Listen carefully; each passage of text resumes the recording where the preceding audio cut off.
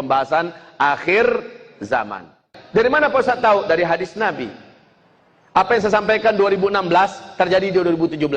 Apa yang saya sampaikan 2017 terjadi 2018, 2019. Saya tidak mengatakan secara spesifik. Saya hanya menyampaikan hadis Nabi begini, hadis Nabi begini, maka akan terjadi. Wahai Bapak Ibu, sekarang salah satu anjuran saya, kalau Bapak Ibu mau mendengar dan menerima, bagus, alhamdulillah. Salah satu anjuran saya, di samping perkuatlah iman, perbanyaklah amal soleh, anjuran saya yang paling dekat dan cepat, dan Bapak bisa lakukan, Ibu langsung bisa lakukan, adalah segera segera emaskan uang Bapak. Itu saran saya.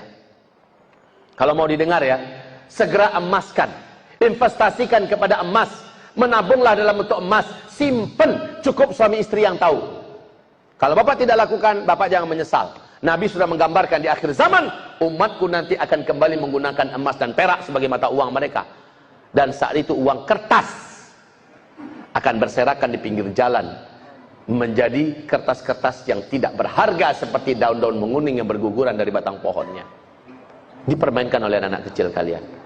Sekarang Pak, di Tiongkok, warga Tiongkok berlomba-lomba tarik dana mereka dan beli emas. Di Hong Kong, apalagi, warga mengemaskan uang mereka.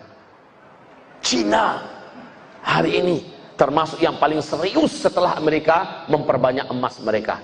Australia, negara besar Pak. Kenapa? Ini negara-negara besar tahu apa yang dikatakan oleh Bill Gates, orang terkaya nomor 2 dunia. Ada yang mengatakan nomor 1 dunia. Bill Gates sudah mengatakan 2018 krisis moneter dimulai, 2019 dan seterusnya akan terjadi kehancuran ekonomi dunia yang paling mengerikan, dan uang-uang kertas menjadi tidak akan ada harganya lagi. Negara manapun akan terimbas oleh dampak kehancuran ekonomi ini, kecuali negara-negara yang punya stok emas. Dan Nabi dulu sudah menggambarkan.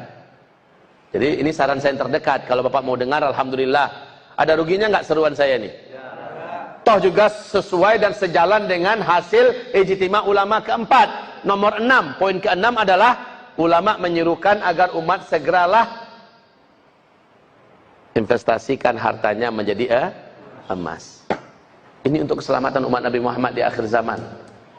Apa yang saya katakan ini pasti akan terjadi, karena ini adalah hadis Rasulullah SAW. Kapan-kapan Bapak perlu uang, kan masih bisa dijual lagi sedikit lagi, ya kan? Dan emas akan cenderung terus naik. Semakin tidak aman Indonesia, semakin akan takut orang berinvestasi di Indonesia. Dan para investor pun akan lari dan meninggalkan Indonesia, menarik saham mereka dan sebagainya. Maka nilai uang kita akan semakin anjlok. Dan seterusnya, maka yang akan stabil itu adalah emas. Wahai Bapak Ibu, harga 1 ekor domba yang sehat dan gemuk di zaman Nabi 1 dinar. 1 dinar itu dengan harga domba yang gemuk dan sehat di zaman ini ternyata masih harga 1 dinar. Stabil benar Pak. Ya, stabil benar. 1 dinar itu berapa Pak Ustadz? Lebih kurang kalau sekarang 2,5 juta. Sementara uang Rp1.000 tahun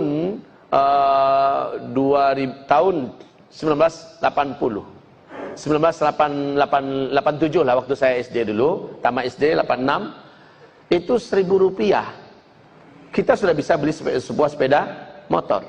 Harga sekarang Pak Rp1.000 kita bisa beli apa? Penambah tai gigi paling. Tapi kalau emas stabil, sampai hari kiamat tetap stabil. Jadi ini anjuran saya yang terdekat. Yang punya tabungan, yang punya simpenan, coba segera jadikan emas.